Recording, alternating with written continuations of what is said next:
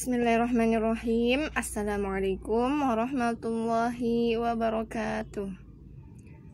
Insyaallah hari ini kita akan melanjutkan pelajaran kita fikih ibadah. Seperti biasa, Ananda berdoa terlebih dahulu sebelum belajar. Bagaimana Nanda? Sudah siap untuk memulai pelajaran? Ingat untuk menyiapkan alat tulisnya dan buku panduannya atau buku paketnya ya. Pekan lalu kita sudah mempelajari tentang pembatal-pembatal wudhu. Nah, hari ini kita masuk pada pelajaran ke-6, yaitu azan dan iqamah. Yang memiliki buku paket silahkan dibuka bukunya halaman 37. Kita akan mempelajari lafal azan dan apa perbedaan antara azan subuh dan azan selainnya. Yang pertama, kita harus mengetahui makna azan yang paling benar. Jadi makna azan itu adalah pemberitahuan akan masuknya waktu sholat. Jadi ketika masuk waktu sholat, ya orang yang menjadi tukang azan atau yang disebut dengan muadzin, maka dia langsung menyerukan azan. Jadi azan adalah pemberitahuan, ya, orang-orang mau diberitahukan tentang ya masuknya waktu sholat. Yang sekarang kita harus mengetahui keutamaan azan, ya, bahwa pada hari kiamat muazzin atau orang yang mengumandangkan azan, ya, atau yang menyerukan azan itu disebut muazzin, ya, yang akan dipersaksikan oleh semua makhluk yang mendengar azannya. Ya, Rasulullah SAW bersabda, la yasma'u mada sautil muadzini jinnun wala insun wala syai'un illa syahida lahu yaumal qiyamah. Yang artinya, ya, tidaklah ada yang mendengar suara muazzin baik jin maupun manusia, dan tidak pula makhluk lainnya melainkan akan bersaksi untuknya pada hari kiamat. Jadi orang-orang yang mendengarkan seruan azan, ya, dia akan menjadi saksi saksi seorang muazzin itu pada hari kiamat. Masya Allah, ya, keutamaannya. Nah, pasti Ananda sangat sering kan mendengarkan suara azan, bahkan tiap hari mendengarkan suara azan. Silahkan Ananda memberikan nomor pada lafal-lafal azan yang ada pada halaman 38. Angka atau nomornya ditulis di bundarnya, ya. Pasti Ananda sudah hafal lafal-lafal azan.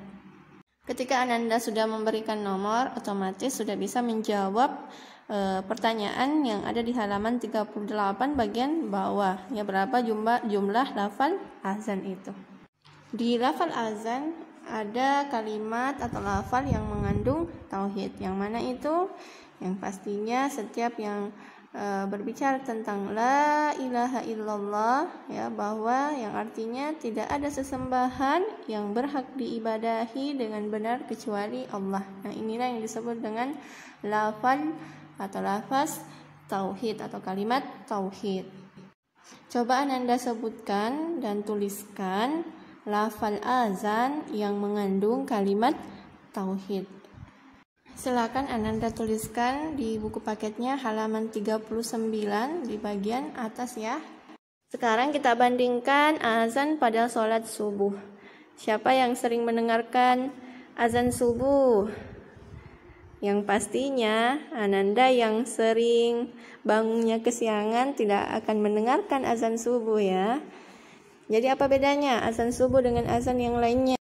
Ternyata azan subuh ada tambahan. Ketika muazzin atau orang yang mengumandangkan azan itu sudah mengucapkan hayya 'alal falah, hayya 'alal falah, maka ada tambahan kalimat as-salatu khairum minan naum, yang dibaca 2 kali, as-salatu khairum minan naum.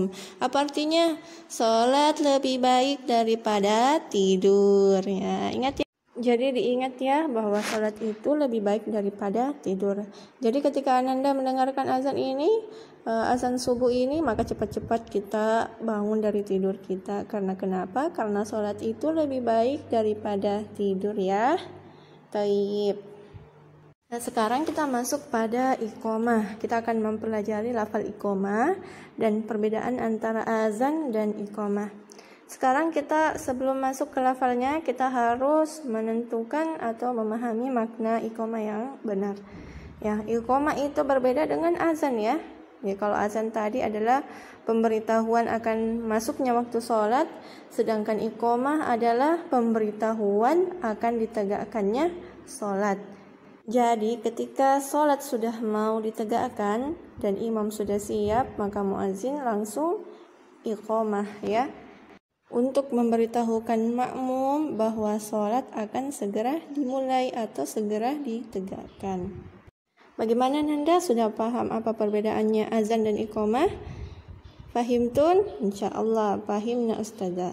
Sekarang kita lihat tata cara iqomah yang ada di halaman 41.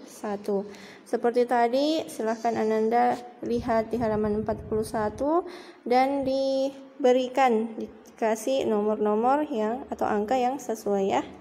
Kemudian jawabannya ditulis di halaman 42. Datanya, tugasnya silahkan dikerjakan uji kompetensi di halaman 43. Nomor 1, kapankah muazin mengumandangkan azan? Kemudian nomor 2, kapankah sholat mulai ditegakkan?